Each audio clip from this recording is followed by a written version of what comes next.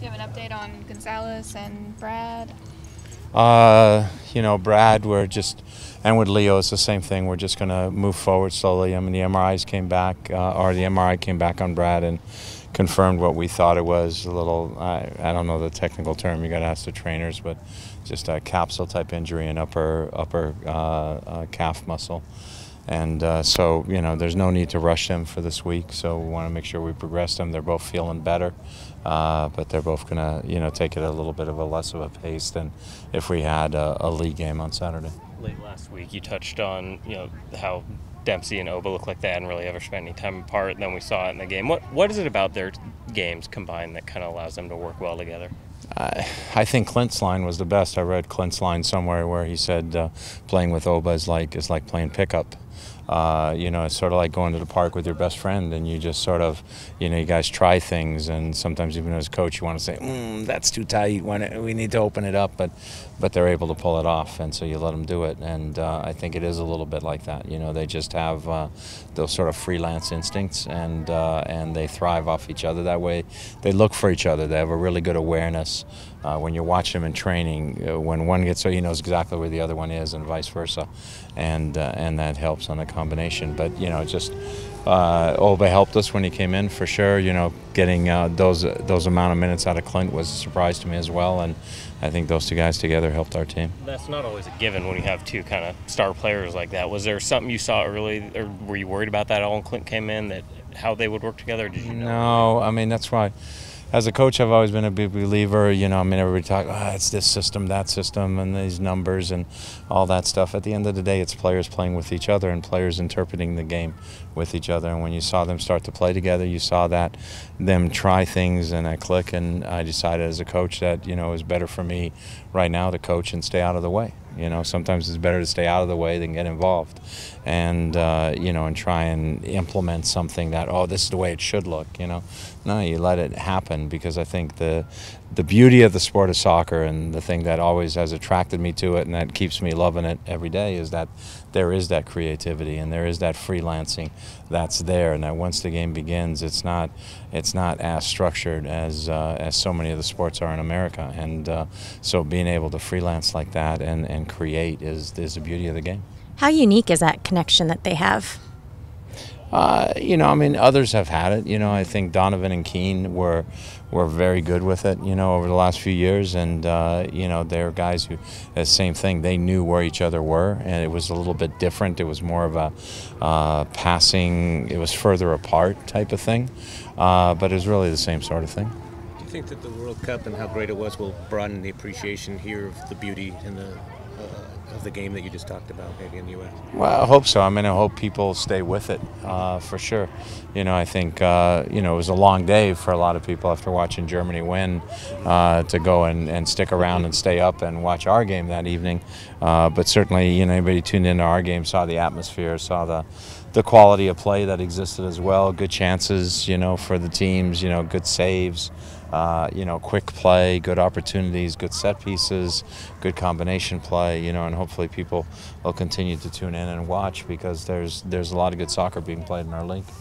If Brad is back for LA, and pretty much everybody else is, if the team is as healthy as you're hoping right now, where do you think Brad fits in best right now with your team? I don't know. I'll cross that bridge when we get to it.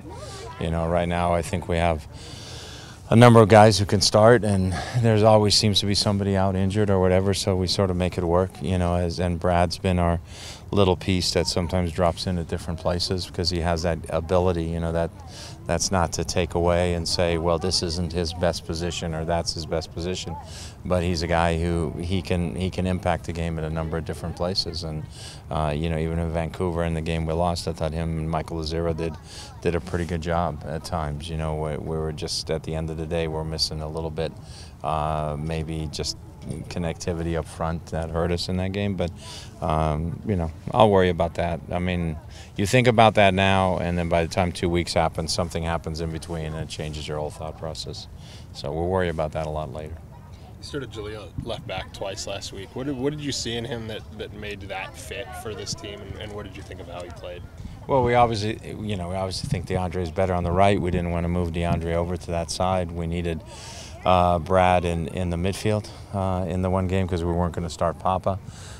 So then coming with Jaleel was just a choice. We felt he could play right back, he could play left. He hit a beautiful cross early in the second half to Pineda. And Jaleel's another one of those guys. He's a team guy, and whatever you ask him to do, he's going to step up and do, and he's going to try and play the position the best way he can. And we also felt his defensive ability was good to have on the field, especially against Portland, where they sometimes come with Nagby outside or Valeria Fernandez, and I thought he did, for the most part, a pretty good job that way as well. In the first Portland game, he had at least been sort of noticeable in a couple of goals that were given up, and then didn't play for a little while. Were you ever? How do you think he's bounced back from sort of that kind of high-profile, not great game? Well, I think he's bounced back well. I mean, coming to a new team is difficult. That's a big game to get into, and I know he's played there with Chicago, and he's been in the Portland environment. But playing a Portland-Seattle game is different than a Portland-Chicago game, and so from that standpoint, he had to adjust, just like Marco had to adjust as well, and grow into our team and know what's the demands of our team, and certain things, and we just. I'm not only going to talk about us, not about others, but we have a high level that we demand from our players in terms of what they do at practice every day, the commitment they make in terms of their training habits, how they take care of themselves, but also when they step on the field and when we perform, we expect to win. We don't walk on the field hoping to get a tie. We don't walk on the field hoping, hope we don't lose today. We walk on the field expecting to win, and that is something that's been a culture that we established here in year one, that we've maintained over all those years, that maybe doesn't exist always, and sometimes it takes players a while to get used to that culture. Because that is something everybody talks about, but doesn't always exist all the times. And so you have a setback. Hey, it's life, and yeah, we have quality players and we have a deep squad. So sometimes then you fall to the back of the line. You got to wait for your turn again. But he's always worked hard every day, and that's why he was ready when he got called upon again. Long answer, sorry. With a friendly this week, does the mentality of training change? What's the feeling around the team right now? I'm a little more relaxed, so my mentality changes. Still happy that we beat Portland, but no, we still need to do work. I mean, today we worked hard with the guys who didn't play a lot of minutes over the last two games. So they had a really tough workout today, and and we'll prepare for Tottenham like we would prepare for an MLS game. We want to keep our team in the rhythm. Is the most important thing. It's not a situation where we go, okay, let's have everybody play 45 minutes on Saturday or something like that. That's not our attitude at all. We want to keep our team in the rhythm because we don't play LA till a week from Monday. So that would be a long time between serious game minutes for those guys. So we expect our starters to play on Saturday. How hard is it to establish that culture of winning you were talking about and have the players really embrace it and live it? I don't know. When you ask how hard it is, and the reason I say I don't know is because I've never known any other way. Right. I remember when I was a young coach and I started coaching, and I was saying, man, if I had to be like, this is college, if I had to be like 9-9 every year, I'd probably shoot myself or quit. There's no way I could do this. I mean, it was just something as a player, as a player at UCLA, we went to 3 Final Fours in 4 years. It was just an expectation that I always had. And so what you do is you establish it, and it's the little details that are important, and you take care of those little details, whether it's watching video, whether it's saying something to a guy and seeing him implement it, at the next practice exercise, or it's just the other players demanding things of each other. Today when we were training, a situation of somebody said something when the older players said no, it's like this, and so what happens is they buy in, and then it gets passed down to the younger players. So once you get it established, it's easier to move on with it and pass it down, and it's just something that you expect from your team. We step out the first practice game we played as a team in 2009. We said, hey, we're coming out here to win the game, where we want to establish a winning habit, and we start establishing a winning habit now.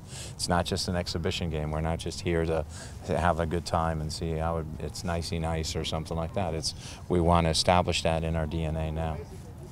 It looked like Jimmy was out there today. How's his progress been lately? Yeah, it was all right. You know, we were only planning for him to do the warm-up in possession, and he felt all right, so he went through more. So he just had a little bit of a setback, but we think he's bounced back from that. What do these international friendlies do for the fans here in Seattle, just bringing quality clubs from Europe over? Well, you know, I think it's always great, you know, if you're a fan of the sport, to be able to see some players close up, you know, and, you know, some of the teams that we've had here, obviously in the past, Man United and Chelsea and Barcelona and teams like that. I mean, it's great to see those stars, you know, on your field up close and personal, so that's tremendous. You know, for me it's great because I get to see Brad Friedel. I hadn't seen Brad since I was there in December. You know, Brad played for me at the university level, so, you know, it's good to see old friends that way. But I think for our fans, it's just a tremendous opportunity because they get to, like I said, they get the guys they're watching on TV, they get to see firsthand, and that's something you don't get to do in a lot of places. When you had Brad at UCLA, there was a crop of really high-level goalkeepers coming out of U.S. soccer, him and Marcus and Casey kind of leading the charge. What can you say about that group of three guys and what they've meant to U.S. soccer and to goalkeeping as a whole in this country?